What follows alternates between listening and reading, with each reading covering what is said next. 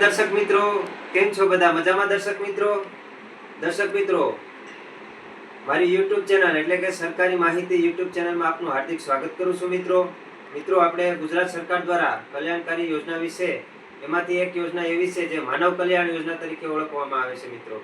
તો આપણે તેના વિશે આપણે વિસ્તૃત માહિતી હું તમને આપીશ, જેથી કરી અને નાના મજૂર વર્ગના લોકો સુધી પહોંચે અને તે તેનો લાભ લઈ શકે તે માટે હું તેની માહિતી આપું છું. તો ચાલો મિત્રો આપણે ધ્યાનથી સાંભળજો.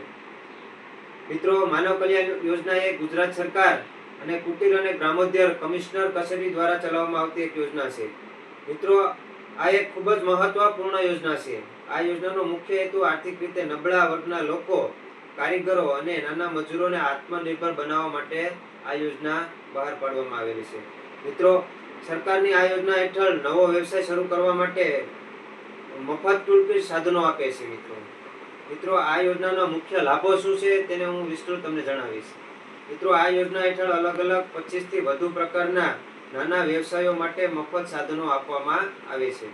મિત્રો, આમાં કયા સાધનો કોને આપવામાં આવે છે તેની હું તમને વિગતવાર માહિતી આપું છું.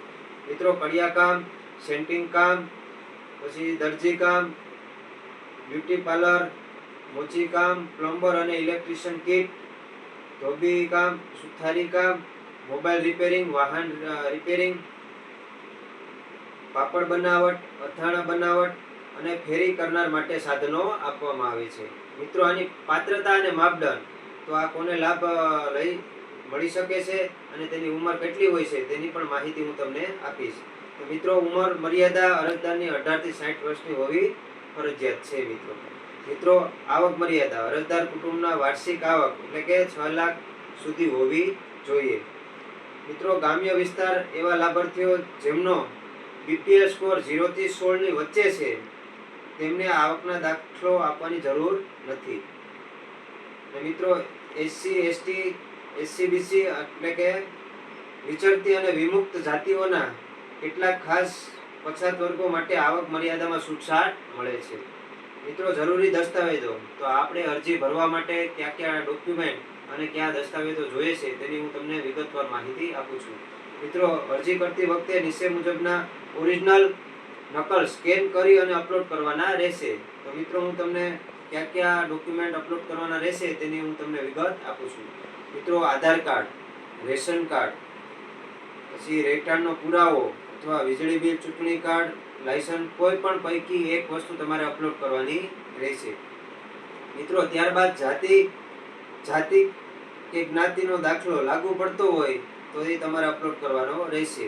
ત્યારબાદ આવકનો દાખલો તાલુકા અથવા નગરપાલિકા ઓફિસર દ્વારા આપેલો હોવો જોઈએ. વ્યવસાય તાલીમ લીધી હોય તો તેનો પુરાવો તમારે આપવો પડે, જો લીધી હોય તો.